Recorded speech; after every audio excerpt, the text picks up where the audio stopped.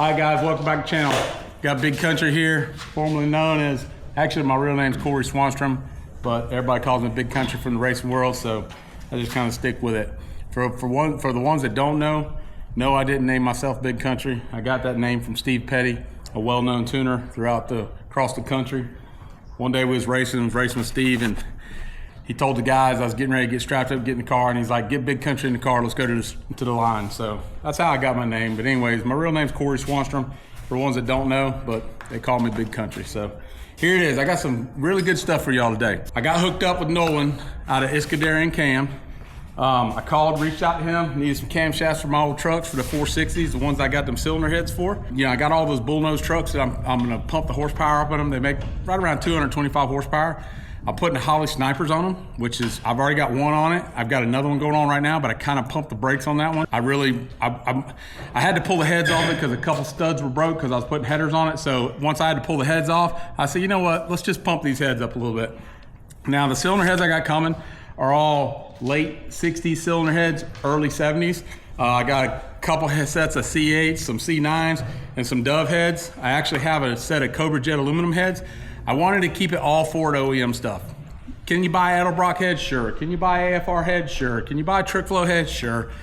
I wanted to keep everything Ford. I want to keep everything as much Ford OEM as I can. I just took these old heads, gonna do a little valve job on them, do a little porting on them, keep the cost down, and let's see if we can make 500 horsepower. I think towards the end of November, Justin's got a dyno coming, a chassis dyno. So I am gonna hold one of these trucks out.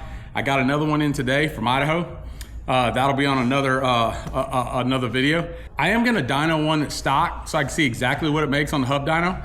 And then we're gonna dyno them with, I feel like they'll make 500 horsepower. I feel like 500 horsepower is gonna be very achievable.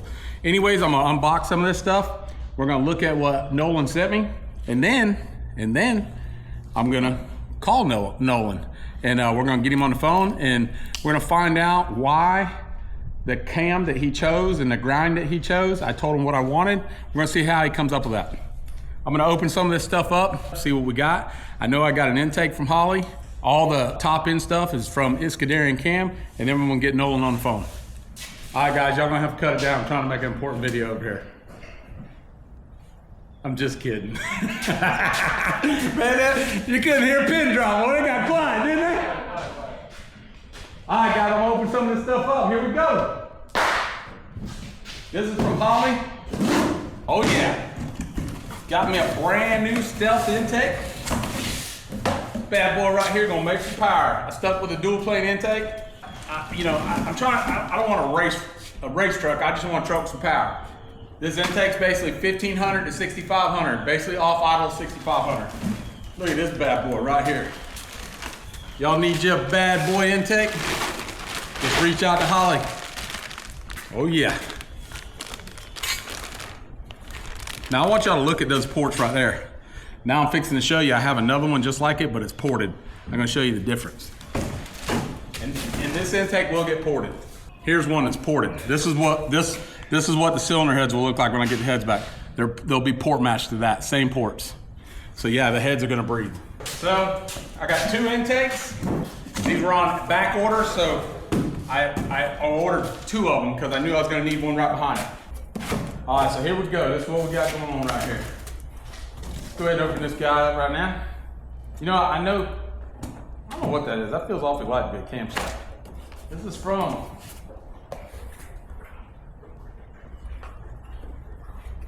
I'm not sure who it's from.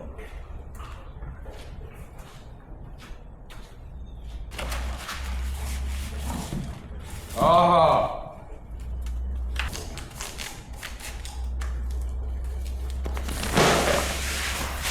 Man, look at that. Kyle, hold this end up for me. We got us a banner. Yeah, we're gonna hang a banner in the shop.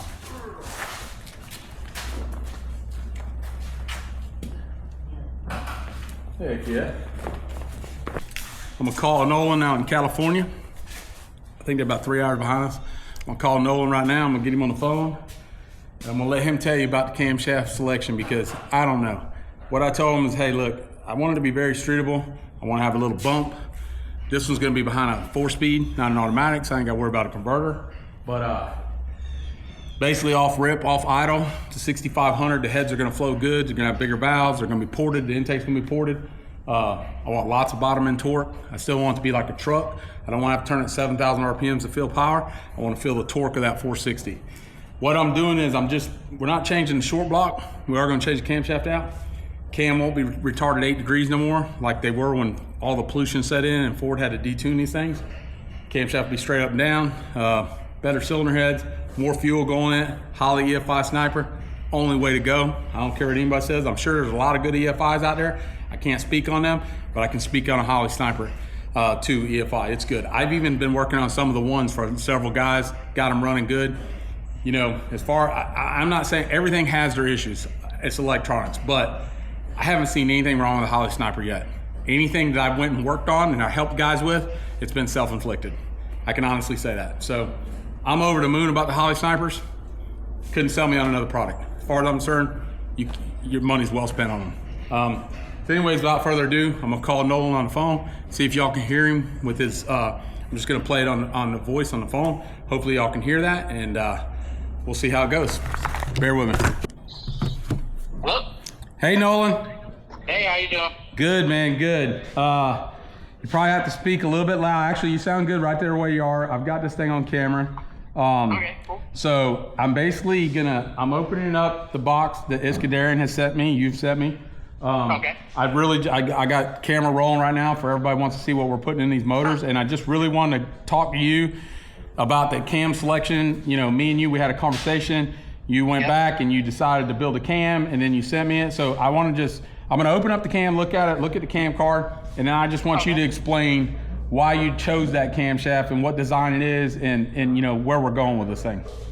Yeah. So we're going hydraulic, of course. Okay. So hydraulic flat tap it. Hydraulic flat. Mm-hmm. Okay. So the camshaft, when you asked me what I was wanting to do, I told you basically, you know, I'm not looking to build a race engine or a race truck. I'm trying to keep it OEM. Yeah. I am putting a better set of cylinder heads, but they're OEM cylinder heads. I'm putting a better intake on it. I'm doing the Holley Sniper 2 EFI, and I wanted a camshaft in it. This truck happens to be a 4-speed, not an automatic, so I don't have to worry about a converter right now. But I did tell you I wanted to have a little bump in it. You know, it will definitely have a bump. It'll definitely have bumps, so we're gonna liken that. And I basically said, you know, basically off rip, you know, our 1500 to 6500 is kind of where I wanted to be. I didn't want a camshaft that I got to turn something 8,000 RPMs to really feel the power. I wanted to feel the torque, and that's really where the 460s come in line. Is they're just torque monsters. They always have been. So yeah. So basically on this camshaft, I mean that's what's going to move the truck. It's not high horsepower, right? It's high torque. So when we went through the camshaft for the RPM range that you want to do, we picked a 270, 280 is what we did. But we're shooting for say 500 horsepower, but a lot of torque. Mm-hmm. I'm willing to give up high RPM power for torque in mid range, which is what you're going to be. And that is because I don't know. I'm just asking you because I have a 7,000 pound or 8,000 pound truck. Is that why the torque is more important? Yeah, torque is more important to get the thing moving for sure. I could have got you higher horsepower out of the engine, but it's not usable because it's going to take too long to get there. Yeah, so by the time you have to get there, you've lost everything down low. Exactly. So gotcha. It's not usable power, right? So really, it's all about power band and what you're going to do with it, because you can put the same motor in something where you want to go race it, but it's just going to have a little bit too much torque down low, and you're not going to have the higher RPM. Like if you're shifting at 65, so you might run it to 65, but that's not where you're going to shift. Like if you're trying to run it hard on the street or race it. So we want all the torque down low, and we want it wide. Gotcha. So I'm moving my cart over here to where I'm fixing to open these boxes up. I'm fixing to open this camshaft up right now. So if you want to talk or you got anything you want to say, that's fine. But I'm sure there's a cam card inside here. Yeah, there's a cam card in there, but basically it's a 270, 280 on the duration. Okay. And what is that? What does that mean, though? I mean, what's the thought process behind that? So basically, like there's like hard and fast generalized rules, right? So like if you have a duration that's 260, it's like 15 to 55. If it's 270, it's like 2 to 6,000. If it's a 280, it's like 25 to 65, and you go up and up from there, right?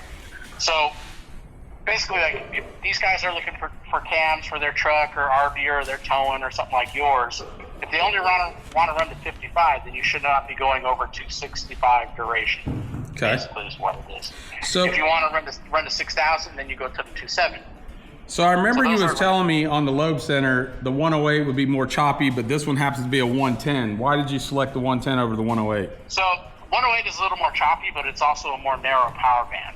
So when you look at lobe center, for example, say like for oval track stuff, we do a 106, right? That's a standard 106. And the reason is because on an oval track, you're in a very narrow band. So they're on and off, on and off. On and off, on and off. Yeah, that makes 100. I mean, I don't race circle, but that makes 100% sense to me.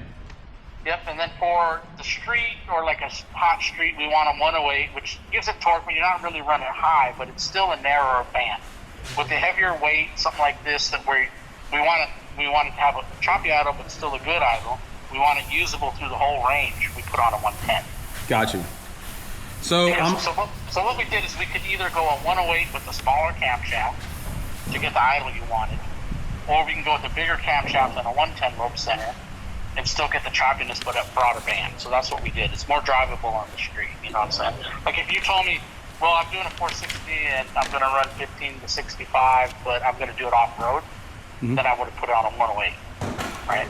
Because you don't have to worry about everyday driving, freeway driving, anything like that. You're making it very streetable for me. Yes, exactly. So basically it's got a lot of use to it.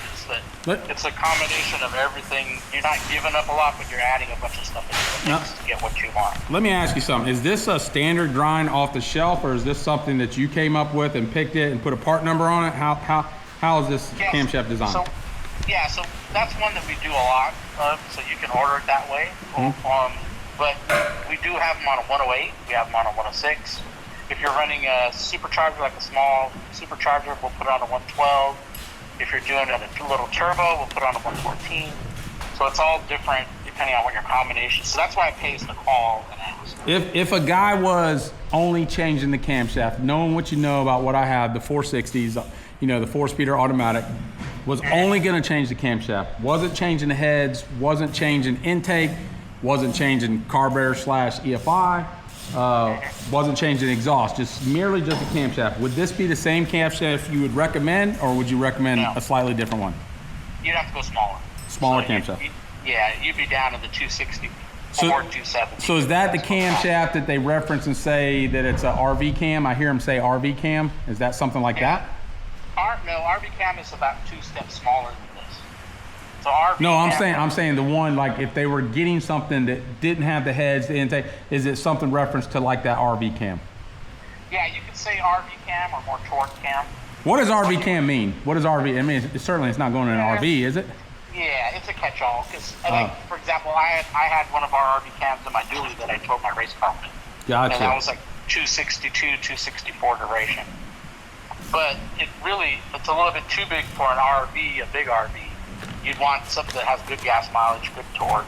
It's not ever going to go over 4,800, 5,000 RPM on something like that. But on my truck, because I towed and I drove it, you can go a little bit bigger camshaft. And that's kind of like what I have in my dually right now. So I don't know where it needs to be shifted out at. I don't push it, but I shift it, like even when I run it hard, I shift it like 4,100. To me, it seems like the motor's kind of starting to lay over. So that's why I've been just shifting it out at 4,100. In fact, that's where I set my valve on my diaphragm valve on my transmission to shift the air, because it keeps it pulling. It doesn't let it lag and lay over. So that's kind of, I don't know where it needs to be shifted, but that's where it felt like to me it wanted to be shifted. Yeah, so what it is about that is the motor's going to tell you where it needs to be shifted. So I can say, this cam is going to go to 5,500, but if it's a real heavy vehicle, if it's a real light vehicle, if you're at a towing point, that's all going to change, right? So even in the same camshaft, it's going to shift in different areas to where it likes it. So, like I tell people, the engine is going to tell you exactly where it wants to shift. Don't force it to go over because you're not flowing enough air. It's like even same thing with the race cars. Obviously, that's kind of where I've met you, is through the racing world. When I shift my cars, like let's just say I'm turning one adjust the motor, and we want to shift out at 10.2. I'm going to shift that thing out at around 9,700 because I don't want to surpass that 10.2. I'm actually going to short shift it a little bit to let it grab and pull down and tug down on that motor and get in gear, because it's faster. If it gets up and gets up higher, you can shift them at 10.5. Whether it's going to make any more power or not, it's two different things. Probably not. It's just along for the ride.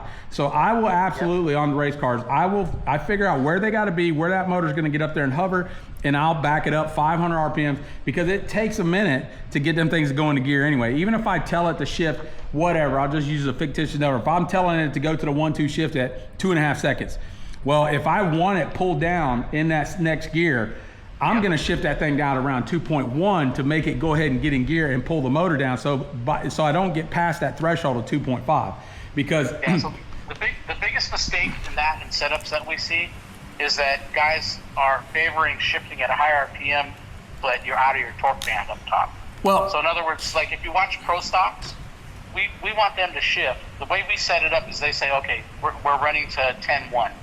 We want those suckers to shift right at 10.1 and not drop more than 100 RPM. So if you watch the in-car or listen to it, you hardly notice the drop. Yeah, for sure.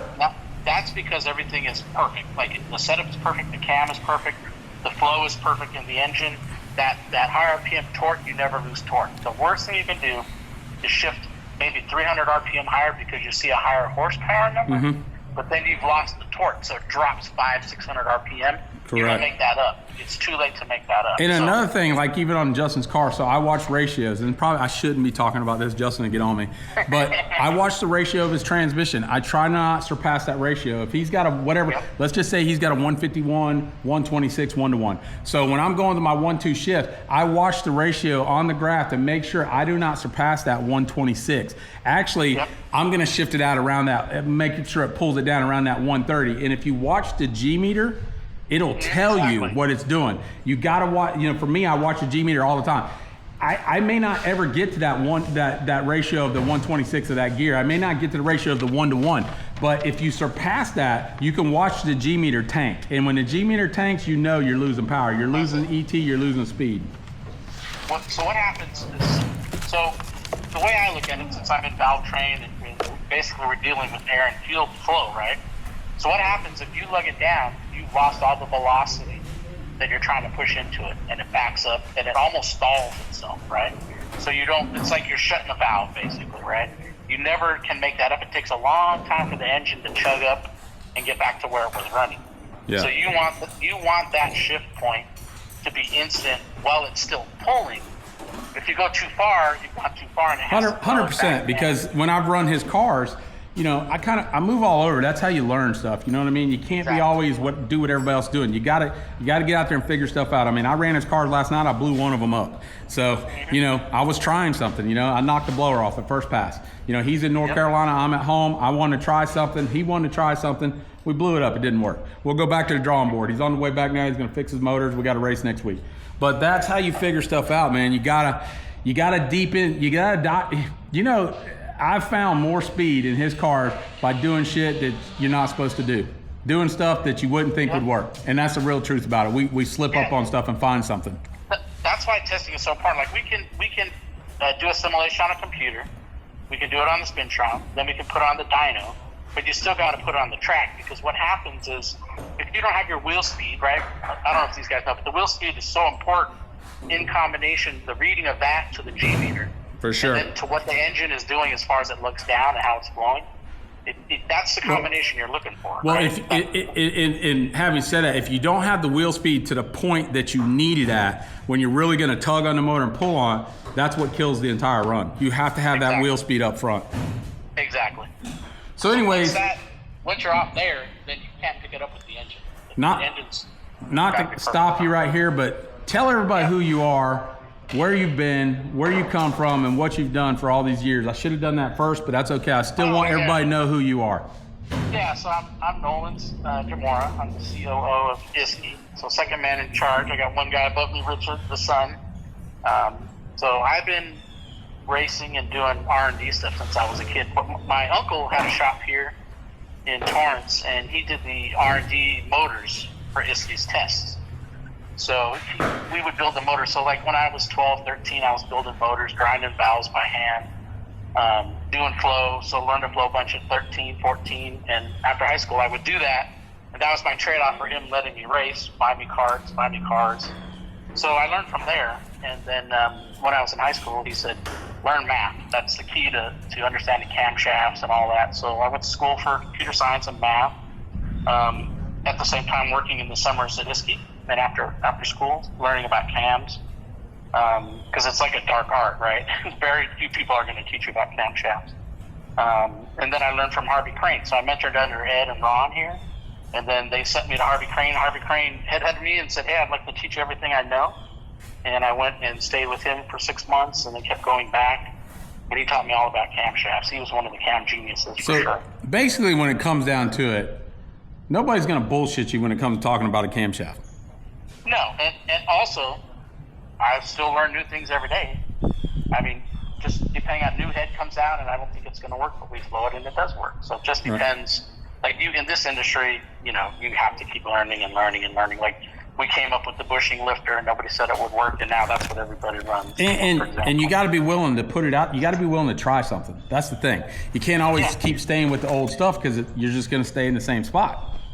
Can't do it. That's why it's so important to be involved at the tracks. That's why I go out to the track. Yeah, and I can testify that. I've seen you. I mean, that's where I met you at, is the Street Outlaws when Justin was running Street Laws, and I think you supply Ryan Martin, Murder Nova Sean, Kai Kelly, Scott Taylor. I mean, you supply many of them. I don't know if you've ever hooked up with Justin, supplied him. I think y'all tried to hook up, and he just kind of stayed with his motor package. No pun intended. Yeah. But at the end of the day, you have definitely been there to help those guys out. But yeah, that's the thing. You got to be out there because the combinations change, right? So, like for example, I can't be recommending stuff from 2 years ago where there was a single power adder, right? Right. So you have to adapt. So now a lot of guys are running a dual power adder. Well, that changes the formula of what you're doing, right? So you have to keep up with that. Luckily, we're still a family business. Everything's made here in America. We make everything here. 100% American made, everything. 100%, all right here in Gardena. We've been in business 75 years. Now I know I like what's going in my trucks even better. It's important to me. That's why I said about the OEM head. Some of these guys, why are you going to do that? Why are you going to port that? And don't get me wrong, I can buy an Elbrock head.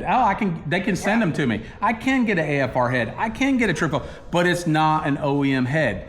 I don't know. I just feel that way.